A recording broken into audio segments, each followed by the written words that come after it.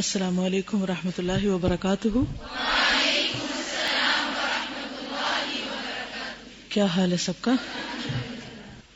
الحمد للہ وکفی وسلام علی عبادہ الذین اصطفی۔ یہ بتائیے کہ رسول اللہ صلی اللہ علیہ وسلم کو دنیا کا سب سے زیادہ کامیاب ترین انسان کس بنا پر قرار دیا گیا؟ جی آپ بتائیے۔ جی ہاں، he was supremely successful in both religious and secular levels۔ دونوں میں سکسیسفل تھے، دنیا کے اندر بھی اور دین کے اندر بھی۔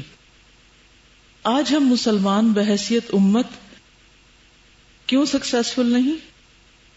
کیونکہ ہم دونوں میں ہی پیچھے ہیں، نہ ہم دین کے ہیں نہ دنیا کے۔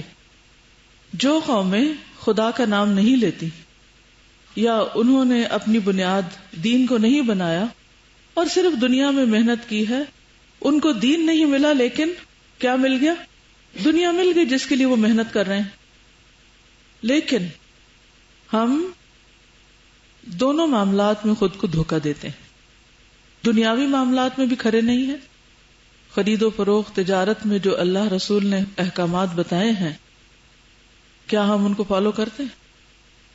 ناپ تول میں کمی، چیزوں میں ملاوٹ، لین دین میں دھوکہ بازی، وعدے کی پابندی نہیں، اور اسی طرح وہ سارے اصول جن پر دنیاوی ترقی کا دار و مدار ہے، یا وہ اخلاقیات اور ایتھکس جس کی بنا پر کوئی قوم دنیا میں ترقی کرتی ہے، وہ ایتھکس بھی نہیں، اور دوسری طرف جن بنیادوں پر انسان دین میں کوئی مقام حاصل کرتا ہے یا اللہ کے قریب ہوتا ہے اس میں بھی پیچھے ہیں۔ تو کب تک ہماری یہ حالت رہے گی؟ اور اس کے ساتھ ساتھ ہم کتنے بڑے بڑے دعوے کرتے ہیں کہ ہم حضور صلی اللہ علیہ وسلم سے محبت کرتے ہیں اور آپ کی سنت کی پیروی کر رہے ہیں اور آپ کی امت ہیں اور آپ کے طریقوں پہ چل رہے ہیں۔ کیا یہی طریقے اور یہی آثار ہیں؟ ہونا تو یہ چاہیے تھا کہ جس کے ہم فالوورز ہیں، جس کو ہم مان رہے ہیں، ہمارے اندر بھی کوئی نہ کوئی ان کی صفت ہوتی۔ تو کیا کرنے کی ضرورت ہے پھر؟ کیا کرنے کی ضرورت ہے؟ پھر خاموشی ہے۔ سوچئے، ان کے طور طریقے اپنانے کی ضرورت ہے، صرف کہنے کی حد تک یا کچھ کرنا بھی ہے۔ یہ جو بیچ کی سٹیٹ ہوتی ہے نا، نہ ادھر کے نہ ادھر کے، نہ دین کے نہ دنیا کے، یہ بہت ہی خطرناک سٹیج ہے۔ اسی کا نام منافقت ہے۔ ظاہر اسلام کا لبادہ اڑا ہوا ہے لیکن اصل میں اسلام کے اصولوں سے بہت دور، اس اخلاق سے بہت دور جس کو پیدا کرنے کے لیے اور جس کی تکمیل کے لیے رسول اللہ صلی اللہ علیہ وسلم دنیا میں تشریف لائے تھے۔ تو ہمیں خود کو اس دھوکے سے نکالنا ہے۔ اور کون سی خاص خصوصیت تھی آپ کی؟ جی بولیے۔ صادق اور امین دور جاہلیت میں بھی تھے، دور اسلام میں تو پھر اسی بنیاد پر آگے چلے۔ اور ایک بات غور سے کان کھول کے سن لیجئے کہ سب سے پہلی چیز جس کی طرف ہم سب کو توجہ دینی ہے وہ یہ کہ ہم موضوع کے اندر رہیں، کمنٹس دیتے ہوئے بھی اور سبق پر ڈسکشن کرتے ہوئے بھی، تب ہم گہرائی میں جا سکیں۔ اگر ہم ادھر ادھر پھیل گئے تو ہمیں یہ بھی یاد نہیں رہے گا کہ ہم پڑھ کیا رہے ہیں، ہم سیرت پڑھ رہے ہیں یا کچھ اور کر رہے ہیں۔ اور جنرل باتیں مت کیجیے۔ اگر آپ جنرل باتیں کرنے لگ گئے تو پھر تو پتہ نہیں کہاں سے کہاں ہم پہنچ جائیں گے۔ ہم کس لیے جمع ہوئے یہاں پر؟ کیا پڑھنے کے لیے؟ سیرت رسول صلی اللہ علیہ وسلم۔ اور ہر روز کا ایک خاص ٹاپک ہے، عنوان ہے، موضوع ہے، اس کے اسباق ہیں، وہ آپ لکھتے بھی ہیں، ساتھ ساتھ گھر جا کے ان کو دہرانا بھی ضروری ہے، انہیں دوسروں کے ساتھ شیئر کرنا بھی ضروری ہے، اور اپنے اوپر سب سے پہلے لاگو کرنا بھی ضروری ہے، اور اپنا جائزہ لینا اور اپنا محاسبہ کرنا۔ لہذا جس وقت آپ کو بات کرنے کے لیے بلایا جائے تو جو اس وقت تک بات ہوئی ہے اسی سے متعلق بات کیجیے، اسی کے اندر، اسی دائرے میں، یا اس کو مزید الیبوریٹ کرنے کے لیے، غیر متعلقہ باتیں نہیں۔ اور جب میں سوال کروں تو میرا سوال سمجھے اور اس کے مطابق جواب دیجیے۔ اگر سمجھ نہیں آیا تو آپ کہہ دیجئے مجھے آپ کا سوال ہی سمجھ نہیں آیا، تو پھر مجھے اپنی غلطی پتہ چل جائے گی، میں اپنے آپ کو ٹھیک کروں گی کہ شاید میں پوچھ ہی ٹھیک نہیں رہی۔ سیرت کا کیا معنی ہوتا ہے؟ سیرت جی، طریقہ، راستہ، سنت، way of life, attitude, biography, ٹھیک ہے۔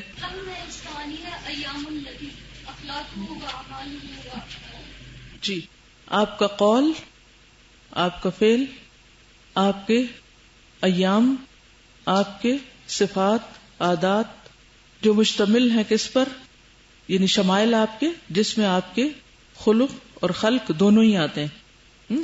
خلق کس کو کہتے ہیں؟ آپ کا حال حلیہ، یعنی آپ کی شکل و صورت وغیرہ، انشاءاللہ اس پر بھی تفصیلی بات ہوگی۔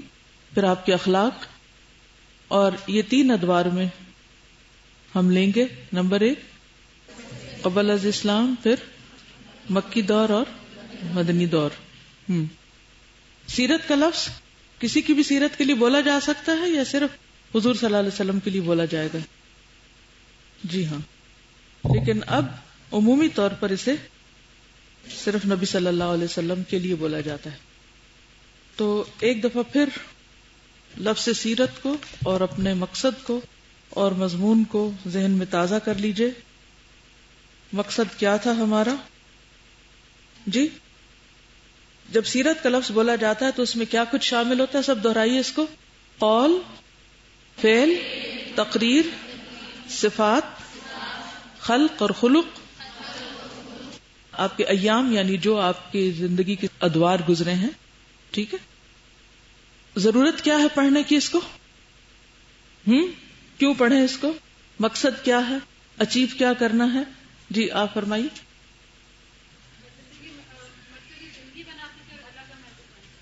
مقصد زندگی کو پا سکے آپ، بہت مکس اپ باتیں، آپ اس طریقے کو جان سکیں تو اللہ کو پتہ۔ جی ہاں، یعنی سیرت آپ کا طریقہ ہے، سمپل ورڈز۔ پڑھنے کا مقصد کیا ہے ہمارا؟ کہ اس طریقے کو جان سکیں جس کو اسوہ حسنہ کہا گیا ہے، تاکہ ہم اس پر چل کر کامیاب ہو سکیں۔ کامیاب ہونے کے بعد ہی کوئی جنت میں جا سکتا ہے، اللہ کی رضا کو پا سکتا ہے، ٹھیک ہے۔ لیکن اصل مقصود کیا ہے اس سارا کچھ پڑھنے کا؟ اللہ کے اس حکم پر عمل کے قابل ہو سکیں کہ لقد کان لکم فی رسول اللہ اسوۃ حسنہ، اس حکم کی تعمیل کے طور پر، کیونکہ آپ اللہ کے محبوب تھے۔ اگر ہم چاہتے ہیں کہ اللہ تعالی ہم سے محبت کرے تو ہمیں ویسا بننا ہوگا۔ کیسا؟ جیسے آپ صلی اللہ علیہ وسلم کی شخصیت تھی، اس کا اتباع کرنا ہوگا، اس کو فالو کرنا ہوگا۔ اور تو رسول کے دفاع کے لیے بھی سیرت کو پڑھنا۔ جی، گڈ پوائنٹ۔ ایک حدیث میں آتا ہے کہ جب دین کا معنی پوچھا گیا کہ دین کیا ہے، تو آپ نے فرمایا کہ الدین والنصیحہ، دین سراسر خیر خواہی کا نام ہے۔ کس کی خیر خواہی؟ اللہ کی، اس کے رسول کی، اور ائمۃ المسلمین، عامۃ المسلمین۔ تو رسول اللہ صلی اللہ علیہ وسلم کی خیر خواہی کس طرح ہوگی؟ آپ کا دفاع کر کے۔ اور آپ کا دفاع کب کر سکتے ہیں ہم؟ جب ہم آپ کے بارے میں خود کچھ جانتے ہوں گے یا آپ کے طریقے پہ چلتے ہوں گے۔ اور دیکھیے، جنت تو جب ملے گی نا جب آپ کسی طریقے پہ چلیں گے، ٹھیک ہے نا۔ جنت ایک منزل ہے، اس تک پہنچنے کے لیے کوئی رستہ چاہیے آپ کو۔ وہ رستہ جسے صراط مستقیم کہا گیا ہے، وہ کون سا رستہ ہے؟ صراط الذین انعمت علیہم، جن پر اللہ نے انعام کیا۔ اور وہ کون ہے؟ انبیاء سب سے بڑھ کر۔ اور انبیاء میں سب سے ٹاپ پر کون ہے جن کو فالو کرنا ہمارے لیے ضروری ہے؟ محمد صلی اللہ علیہ وسلم۔ اسی لیے فرمایا لقد کان لکم فی رسول اللہ اسوۃ حسنہ۔ جی آپ فرمائیے۔ نہیں، آپ اس کو یوں کہہ سکتے ہیں کہ اپنے ایمان کی تکمیل کے لیے. اب اس جملے کو آپ پھر گڑمٹ سوچ ہے، آپ کی بات صحیح ہے لیکن آپ کو ادھر سے ادھر سے لا کے جوڑ رہے ہیں. جیسے کہا نا کہ رسول اللہ صلی اللہ علیہ وسلم کی خیرخواہی بریکٹ میں لکھیے دفاع، ان کو ڈیفینڈ کرنے کے لیے، پرفیکٹلی فائن. آپ نے جو فرمایا رسول اللہ صلی اللہ علیہ وسلم سے محبت کے لیے، بات محبت کی نہیں، بات ہے اپنے ایمان کی تکمیل کی. اپنے ایمان کی تکمیل کے لیے جو آپ سے محبت کے بغیر مکمل ہو نہیں سکتا، اور محبت کسی کو جانے بغیر مکمل نہیں ہوتی یا درست نہیں ہوتی. بغیر جانے سنی سنائی پہ جو کسی سے محبت ہو جاتی ہے وہ شیلو ہوتی ہے، اس کے کوئی ڈیپ روٹس نہیں ہوتے، وہ وقت کے ساتھ آتی ہے اور چلی جاتی ہے، یا وہ مطلبی محبت ہوتی ہے. جو حقیقی محبت جسے ہمیں ہمیشہ ساتھ رکھنا ہے اور جس کی وجہ سے ہمارا ایمان رہے گا، اور جس دم وہ محبت نکلی ساتھ ہی ایمان بھی گیا، تو اس محبت کی جڑیں مضبوط کرنے کے لیے ہم کو سیرت پڑھنی ہے. ٹھیک ہے؟ اور محبت کیوں کرنی ہے؟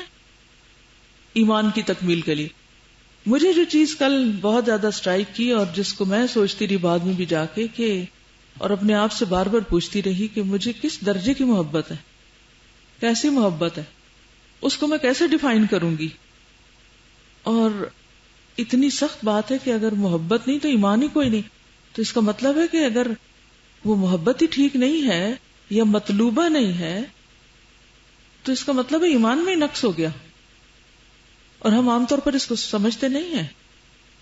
محبت کا لفظ بول کے ہم بڑے مطمئن ہو جاتے ہیں، ہمیں تو ہے، یہ دعویٰ کر کے کافی ہے. لیکن وہ کس درجے کی ہے اور کیا وہ مطلوبہ محبت بھی ہے؟ محبت کی اقسام ابھی تو آپ نے دوا شافی میں پڑھی ہیں. تو کون سی محبت، کیسی محبت؟ آپ نے بہت کچھ بتایا تھا کہ آپ صلی اللہ علیہ وسلم سے محبت اصولی محبت.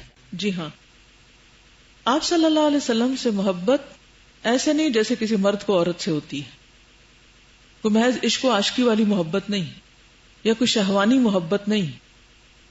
عام طور پر جو انسانوں کے بیچ میں ہوتی ہے نا ایک حیوانی محبت، ٹھیک ہے نا. حیوانی محبت کیا ہوتی ہے؟ جیسے محض کسی کے جسم سے محبت، یا محض کسی کی ذات سے محبت، یا محض کسی کی چند خوبیوں سے محبت، یا پارشل محبت. ایسی محبت نہیں. آپ کی محبت اصولی محبت ہے. آپ کی محبت آپ کے مقام، مرتبے اور آپ کے اخلاق اور صفات کی بنا پر ہے. آپ سے محبت آپ کے ہم پر احسانات کی بنا پر ہے جو آپ نے ہم پر کیے. کیا احسان تھا آپ کا ہم پر؟ جی ہاں، ہمارے لیے ہدایت کو آپ نے مکمل کیا، اور ایک ایک چیز کو اپنے اوپر ٹیسٹ کر کے اور ایک ایک چیز کو اپنے اوپر لے کر پیش کیا. اب دیکھیں کہ جیسے اگر کوئی ڈاکٹر میڈیسن کو اپنی ذات پہ ٹیسٹ کر کے آپ کو دے، اور ایک وہ ہے جو کسی ریبٹ پہ اور کسی بنی کے اوپر کر کے دے، دونوں میں فرق ہے. آپ صلی اللہ علیہ وسلم نے جو کچھ ہمیں سکھایا وہ خود کر کے دکھایا. ایک ایک تکلیف کے مرحلے سے آپ خود گزرے. آپ صرف زبانی کلامی کو مصنوعی رول ماڈل نہیں بن گئے، بلکہ آپ نے وہ ساری چیزیں خود کی. اور پھر بعد میں آپ دیکھیے کہ وہی چیز صحابہ میں آئی اور پھر محدثین میں، کہ جب وہ کوئی حدیث لکھتے تھے تو پہلے کیا کرتے تھے؟ اس پر عمل کرتے تھے. بیان کرتے وقت عمل کرتے تھے، اور بعض اوقات اس وقت تک لکھتے نہیں تھے جب تک کم از کم ایک دفعہ اس پر عمل نہ کر لیں. کیونکہ محبت تو انسان کو اس کا خود بخود پیچھا کرنا سکھاتی، جس سے انسان محبت کرتا ہے. جس سے آپ محبت کرتے ہیں آپ کو بتانا نہیں پڑتا کہ اچھا جاؤ اس کے پیچھے، جاؤ دیکھو وہ کیا کر رہا ہے. ایسا کرنا پڑتا ہے. یا انسان خود بخود رستے تلاش کرتا ہے کہ میں دیکھوں تو صحیح وہ کرتا کیا ہے، یہاں کیا کرتا ہے، وہاں کیا کرتا ہے. اسی لیے بعد کی جنریشن جو تھی ان کے سوال یہ ہوتے تھے کہ یہاں پر اس مقام پر اللہ کے رسول صلی اللہ علیہ وسلم نے یہ کام کیسے کیا، اور وہ اس چیز کو جاننے کے مشتاق ہوتے تھے.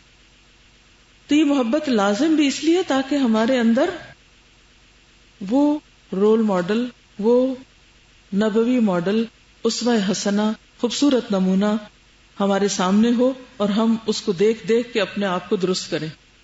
وہ ہمارے لیے ایک آئینے کی حیثیت رکھتا ہو. کیونکہ اسی لیے اللہ تعالیٰ نے فرمایا ان کنتم تحبون اللہ فاتبعونی یحببکم اللہ. جب تک تم رسول کا اتباع نہیں کرتے، اس کو فالو نہیں کرتے، اللہ تم سے محبت نہیں کرتا، کیونکہ تم اللہ کے معیار پر ہی نہیں پورے اترے. تو جب اللہ کے معیار پہ تم پورے نہیں اترے تو اللہ تعالیٰ اپنی بیسٹ کریشن یعنی جنت میں تم کو کیوں لے کر جائے، جو اس نے رکھی ان لوگوں کے لیے ہے جو سب سے زیادہ اس کے محبوب اور اس کے طریقے پہ چلنے والے ہوں گے، اس کے پسندیدہ ہوں گے. پسندیدہ بننے کے لیے اور کوئی راستہ نہیں سوائے محمد صلی اللہ علیہ وسلم کے. اور کل وہ جو حدیث میں نے حضرت حذیفہ کی آپ کو سنائی تھی، اس میں کیا بتایا تھا کہ آخری دور میں جو حکمران ہوں گے، خاص طور پر یعنی جو لیڈرز ہوں گے، حکمران سے مراد ضروری نہیں کسی خاص ملک کا پریزیڈنٹ یا پرائم منسٹر، اس سے مراد کون ہے؟ جو بھی لیڈرز ہوں گے وہ آپ کی سیرت کو چھوڑ کر، آپ کے رول ماڈل کو چھوٹا سمجھ کر اوروں کے ماڈل کو سامنے رکھیں گے، اس کو فالو کریں گے. یہ بدترین زمانہ ہوگا. پھر اس کے بعد دجال اور باقی علامات آ جائیں گی. کیونکہ حضرت حذیفہ نے پوچھا نا، اچھا پھر خیر ہوگا، پھر شر ہوگا، پھر خیر ہوگا، پھر شر ہوگا کیا، پھر کیا ہوگا، پھر کیا ہوگا، یعنی ایک کے بعد ایک کیا ہوگا. تو جب وہ سارے دور پورے ہو گئے تو آخری بدترین زمانے کے لوگوں کی صفت کیا بتائی گئی، اور اس میں جو خاص طور پر لیڈرز ہیں ان کی صفت کیا بتائی گئی کہ وہ نبی صلی اللہ علیہ وسلم کے ماڈل کو زیادہ اہمیت نہیں دیں گے، وہ ان کا پسندیدہ رول ماڈل نہیں ہوگا. اس کے بجائے وہ کیا کریں گے؟ اوروں کو نمونے کے طور پہ رکھیں گے. آج آپ دیکھیں ہم میں سے جو ہر فیلڈ کے ماہر ہیں، مثلا چاہے وہ حکومت میں، چاہے وہ سائنٹسٹ ہیں، چاہے وہ ایجوکیشنسٹ ہیں، وہ کسی بھی فیلڈ میں لیڈ کر رہے ہیں، وہ کیا پڑھتے ہیں؟ وہ کن کو دیکھتے ہیں؟ وہ کن سے حکمت سیکھ رہے ہیں؟ وہ کن سے سب کچھ اخذ کرتے ہیں؟ کن سے امپریسڈ ہیں؟ آپ کو سمجھ آ رہی ہے میری بات؟ یہ کوئی نہیں آ رہی، پھر جواب کیوں نہیں دیتے؟ ہم بھی سیرت کے نام پہ جب کبھی پڑھتے ہیں نا کچھ، کوئی جلدی سے کوئی کتاب پڑھ لی، وہ بچپن سے کتابیں تو شروع ہو جاتی ہیں وہ اسلامیات کی، اور ان میں چند مخصوص ٹاپک ہوتے ہیں. آپ سروے کر کے دیکھ لیجئے، پہلی جماعت، دوسری، تیسری، چوتھی میں حضور صلی اللہ علیہ وسلم کی سیرت کے کچھ قبل از بعثت واقعات ہوتے ہیں، وہی ٹاپک انہی کے عنوانوں کے تحت پہلے اتنا پیراگراف ہوتا ہے، پھر وہ بڑا ہو جاتا ہے، پھر اس سے بڑا ہو جاتا ہے. پھر اس کے بعد مکی دور میں چند باتیں آتی ہیں وہ جو کفار کے ظلم و ستم کی، پھر مدنی دور میں چند ایک جنگیں آ جاتی ہیں. اب نہ وہ قبل از بعثت ہم اپنے سے کچھ ریلیٹ کر پاتے ہیں، نہ مکی دور کے کسی واقعے کو اپنے سے ریلیٹ کر پاتے ہیں، وہ تو ایک اور ہی دنیا ہے. مدنی دور کی جنگیں ہیں، ان سے بھی ہمارا کوئی واسطہ نہیں. پھر رسول اور ہمارے درمیان کیا کنیکشن ہے؟ سنت کے نام پہ ہم صرف کیا سمجھتے ہیں؟ مسواک کرنا یا داڑھی رکھنا یا چند ایک اور کوئی کھانے پینے کی سنت، بس اس کو سنت سمجھتے ہیں. اس کا نام ہم نے سنت رکھا ہوا.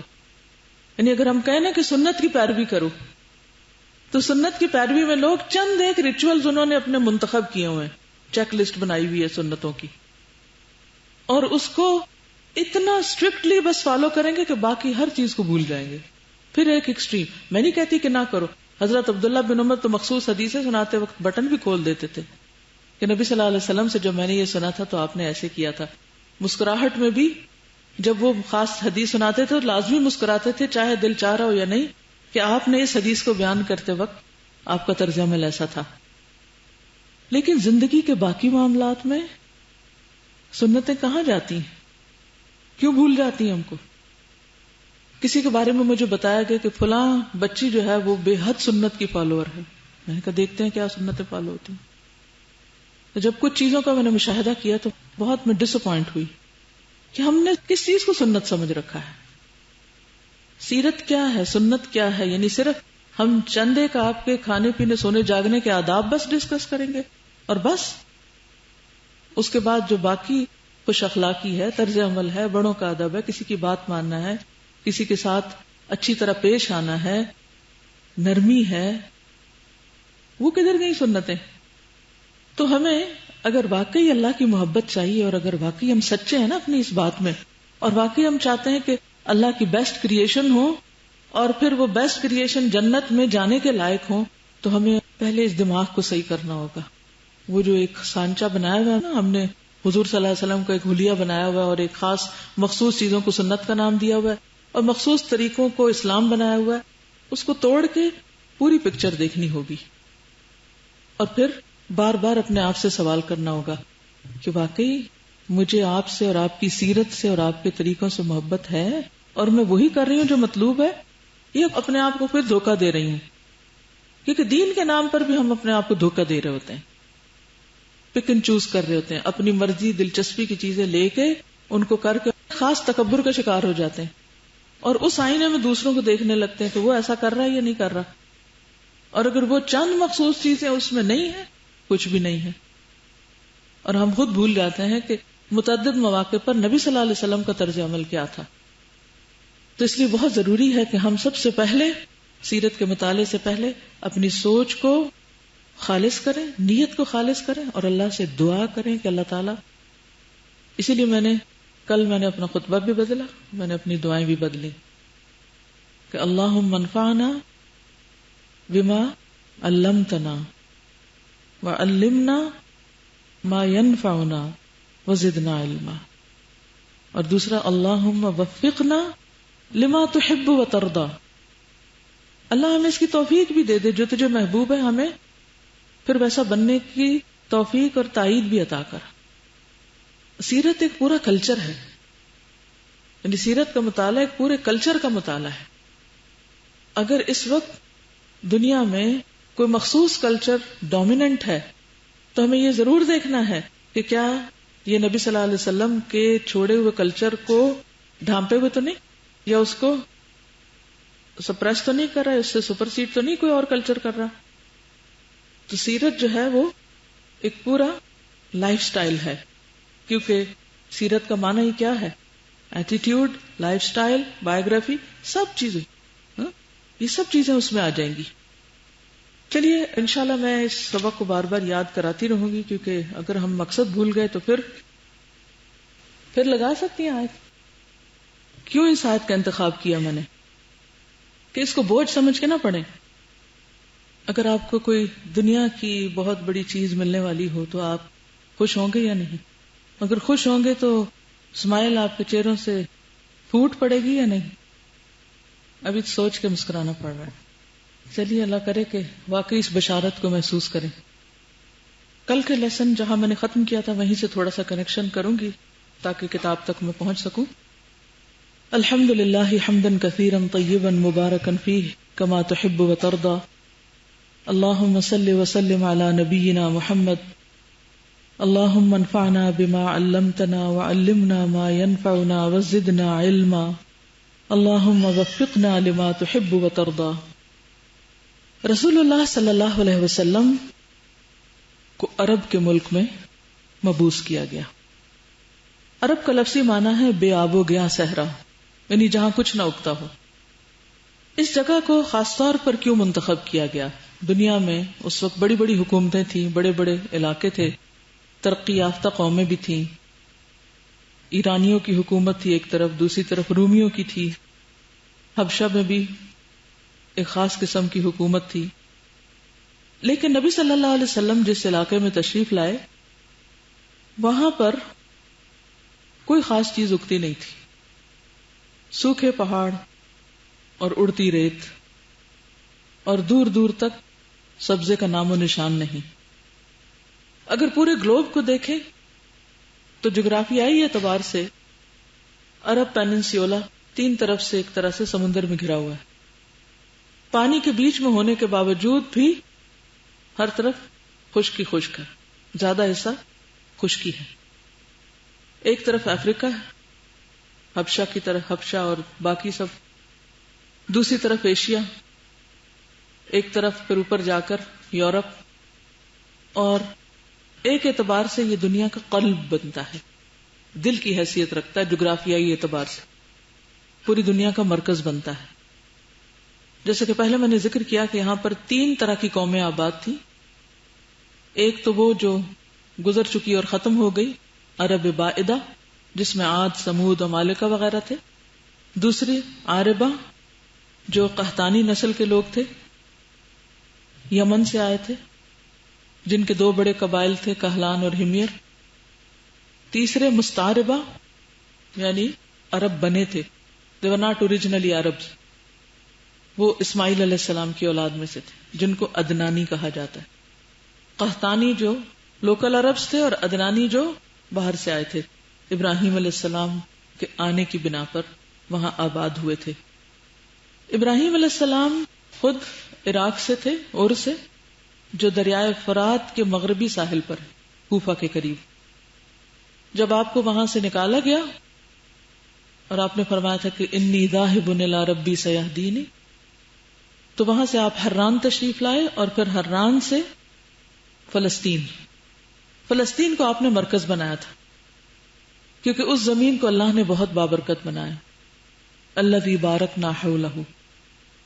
وہاں سے آپ اس دور میں 4000 سال پہلے، بلکہ اس سے بھی پہلے، اندرون ملک اور بیرون ملک تبلیغ کے لیے جایا کرتے تھے. اپنے بھتیجے کو قریب کے علاقے جو آج کل اردن ہے، آپ خود فلسطین میں تھے، اور اردن کا علاقہ جہاں پر قوم لوط تھی، صدوم کا علاقہ، وہاں پر ان کو بھیج دیا، خود فلسطین میں رہے. حضرت سارہ سے نکاح کیا. حضرت لوط نے وہیں جہاں پر گئے وہاں پر نکاح کیا تھا، جس سے ان کی 2 بیٹیاں تھیں اور وہی بس مسلمان ہوئی تھی. تو ابراہیم علیہ السلام تبلیغ کی غرض سے مصر بھی گئے تھے. مجھے خود اس علاقے سے بائی روڈ ایجپٹ جانے کا اتفاق ہوا ہے، اور درمیان میں کچھ سمندر کا حصہ بھی آتا ہے. اگر سے دور سے جائیں تو خشکی پر سے بھی جا سکتے ہیں. تو میں حیران ہوتی ہوں کہ کئی گھنٹے مسلسل ہمیں بس پہ لگے، اور پھر شپ سے گئے تھے ہم آگے، اور تھکا دینے والا سفر تھا. تو جب بھی میں پڑھتی ہوں کہ ابراہیم علیہ السلام فلسطین سے مصر گئے اور پھر بعد میں برادران یوسف بھی، ان کا بھی آنا جانا تھا، تو کتنے لمبے لمبے فاصلے لوگ طے کیا کرتے تھے اور اس میں مہینوں لگتے تھے. بہرحال حضرت سارہ آپ کے ساتھ تھیں، تبلیغ کے لیے گئے تھے، لیکن وہاں کے بادشاہ نے آپ کو پکڑ لیا اور حضرت سارہ کے اوپر دست درازی کرنا چاہی، جس پر انہوں نے اللہ کو پکارا اور ان کی مدد کی گئی. بادشاہ بہت امپریس ہوا، حضرت ہاجرہ ان کو تحفے میں ملی. پھر یہ لوگ واپس فلسطین آ گئے. اس سے حضرت ابراہیم علیہ السلام کی شخصیت بھی پتہ چلتی کہ جب ان کے دل میں اللہ کی محبت تھی تو چین سے بیٹھ نہیں گئے تھے، بلکہ اللہ کی طرف لوگوں کو بلانے والے تھے، اپنے علاقے میں بھی اور دوسرے علاقوں میں بھی. بہرحال حضرت ہاجرہ سے اسماعیل علیہ السلام پیدا ہوئے. حضرت سارہ برداشت نہیں کر سکی، کچھ اور بھی حالات ایسے بنے کہ اللہ کے حکم سے ہجرت کر کے وہ مکہ چلے آئے، اور یہ راستہ اللہ نے ہی دکھایا تھا کہ کہاں تک جانا ہے. اور پھر وہاں پر حضرت ہاجرہ اور اسماعیل علیہ السلام کو چھوڑ دیا گیا. تھوڑا سا پانی اور تھوڑا سا زیادہ سفر جلدی ختم ہو گیا. دن کے بعد رات بھی آئی، اور اس زمین پر 2 اللہ کے بندوں، ایک ماں اور بیٹے کے علاوہ کوئی دوسرا نہیں. یہاں پر ان کو، جو خود ایک ایجپشن خاتون تھی، شی واز ناٹ عرب. ابراہیم علیہ السلام اصلاً عراقی ہیں، حضرت ہاجرہ ایجپشن ہیں. بس کہاں رہے ہیں؟ آ کے مکہ میں. ہسبینڈ ساتھ نہیں ہے. لیکن حضرت ہاجرہ کو اللہ نے شاید اسی لیے پیغمبر کے لیے منتخب کیا تھا کہ نہایت کلچرڈ خاتون تھی، بہت بہترین تربیت کی تھی انہوں نے حضرت اسماعیل علیہ السلام کی. باپ کے دور ہونے کے باوجود انہوں نے بیٹے کو باپ کا انتہائی فرما بردار بنایا تھا.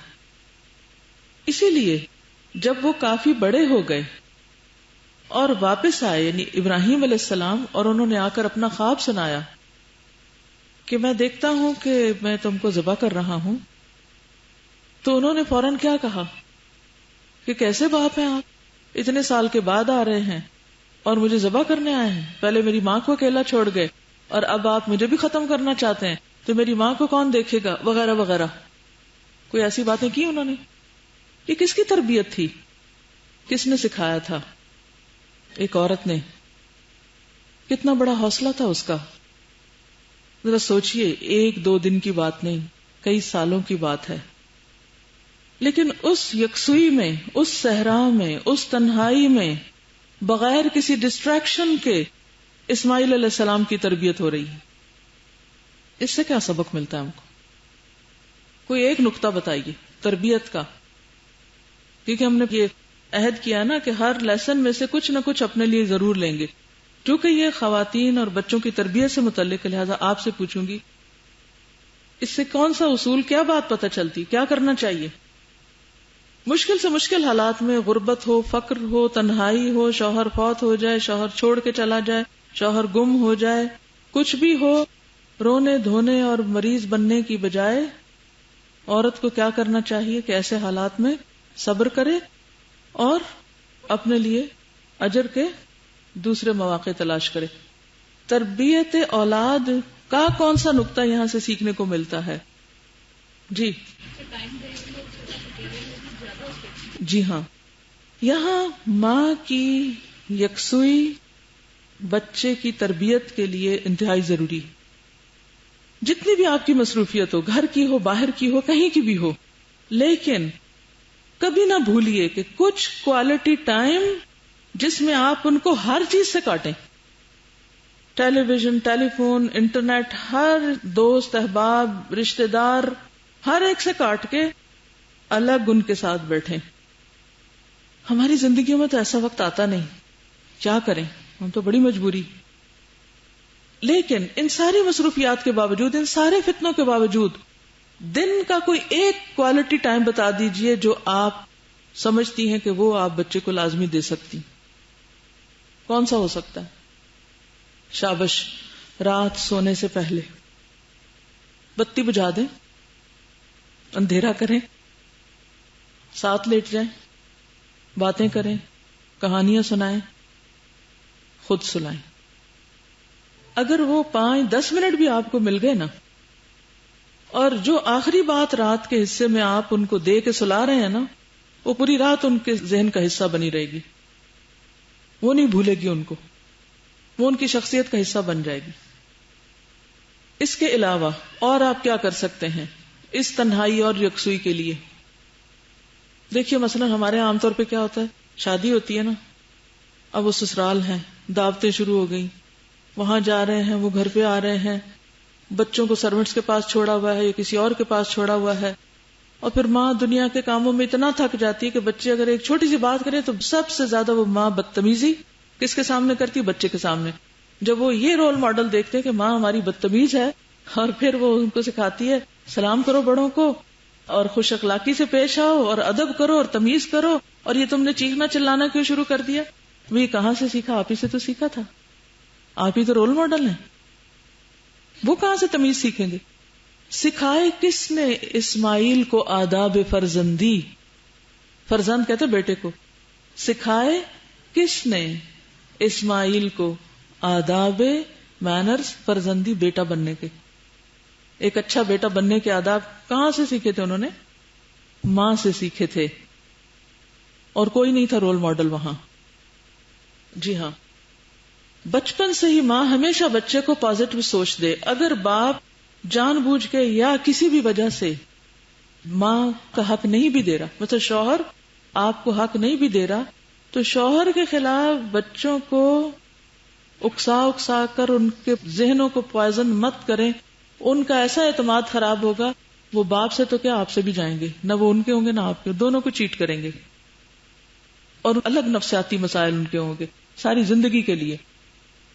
تو اس لیے یہ نقطہ قابل غور ہے یہاں پر کہ اللہ سبحانہ تعالیٰ کی خاص حکمت تھی، یہ ایک خاص وجہ سے یہ سارے حالات پیش آ رہے ہیں۔ اگر اللہ تعالیٰ آپ کو اس سچویشن میں رکھے تو ہمیشہ سوچئے کہ اللہ تعالیٰ مجھے کسی خاص وجہ سے اس حالت میں رکھے ہوئے ہیں کہ شوہر کو دور لے گئے ہیں اور باقی بھی کوئی آس پاس نہیں، ساری ذمہ داری مجھ پہ پڑ گئی۔